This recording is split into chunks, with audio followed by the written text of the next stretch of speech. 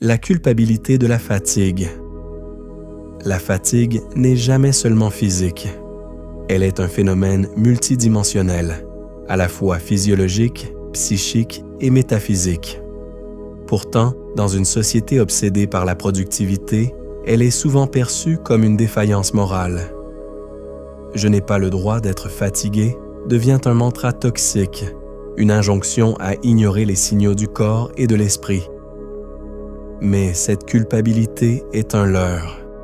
La fatigue n'est pas une honte. Elle est, au contraire, un langage silencieux, une sagesse archaïque qui nous rappelle notre finitude. La fatigue comme signal, non comme faiblesse, le corps comme allié, non comme ennemi. Les stoïciens, souvent caricaturés en apôtres de l'impassibilité, n'étaient pas des contempteurs du corps. Marc Aurèle écrivait dans « Penser pour moi-même ».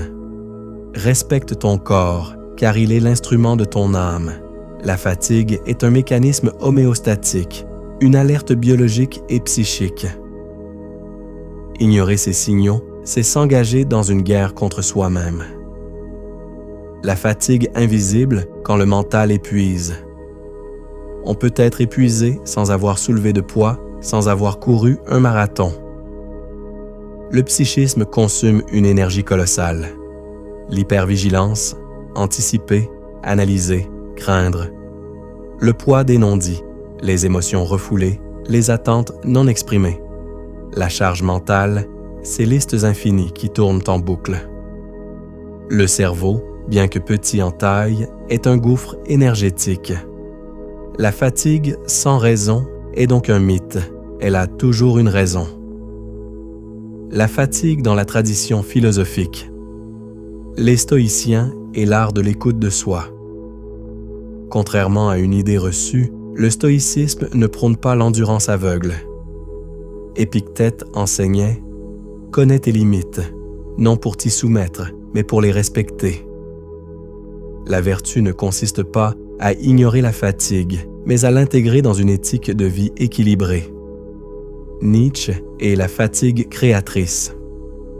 Dans Aurore, Nietzsche distingue deux fatigues, celle qui abrutit, l'épuisement vide, aliénant, celle qui régénère, le repos fécond, nécessaire à la création.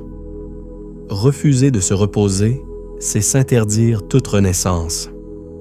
La fatigue comme révolution existentielle, l'art de ralentir. Notre rapport au temps est souvent pathologique. La fatigue nous impose une pause, non comme échec, mais comme résistance à l'accélération absurde. Reprendre possession de son énergie. La vraie force n'est pas dans l'effort constant, mais dans la gestion intelligente de ses ressources. Comme le dit Sénèque, ce n'est pas que nous avons peu de temps, c'est que nous en perdons beaucoup. Se reposer, c'est regagner du temps, pas le perdre. Pour conclure, accepter sa fatigue, c'est accepter son humanité. C'est reconnaître que nous ne sommes pas des machines, mais des êtres vulnérables et complexes. La vraie vertu n'est pas dans l'excès, mais dans l'équilibre. La vraie force n'est pas dans l'infatigabilité, mais dans la lucidité. Sois exigeant avec ton courage, mais doux avec ton humanité.